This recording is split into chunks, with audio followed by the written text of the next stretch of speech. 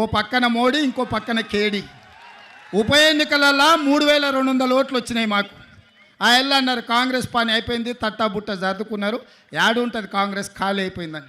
కానీ అధైర్యపడలే, నిలబడి కొట్లాడినాం. ఢిల్లీ మోడీ మీద, గల్లీలో ఉన్న కేడీ మీద నిటారుగా నిలబడి కొట్లాడి మోడీని ఓడించినాం, కేడీని పడగొట్టినాం. ప్రజలు విజ్ఞులు, ప్రజలు తెలివి కల్లోలు, ప్రజలు అవసరమైన నిర్ణయం తీసుకుంటారు. 5 సీట్లు ఉన్న మమ్మల్ని 65 సీట్లు ఇచ్చి ఆశీర్వదించిందంటే ప్రజలు గొప్పోళ్ళు.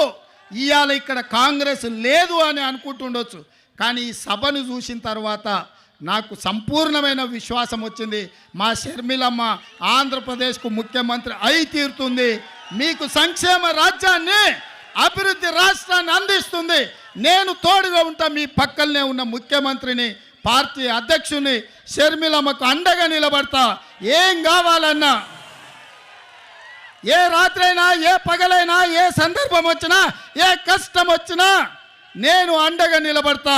మీరు షర్మిలమ్మ నాయకత్వాన్ని బలపరచండి, షర్మిలమ్మ నాయకత్వాన్ని గెలిపించండి. షర్మిలమ్మ ఆంధ్రప్రదేశ్ ముఖ్యమంత్రిలో కూర్చునే వరకు తోడుగా నిలబడతా. నేను రెడీగా ఉన్నా తోడుగా ఉండడానికి. మీరు సిద్ధమా? మీరు సిద్ధమా? సై సై సై సై సై సై అనేటోళ్ళందరూ సై పైకెత్తండి. జై కాంగ్రెస్.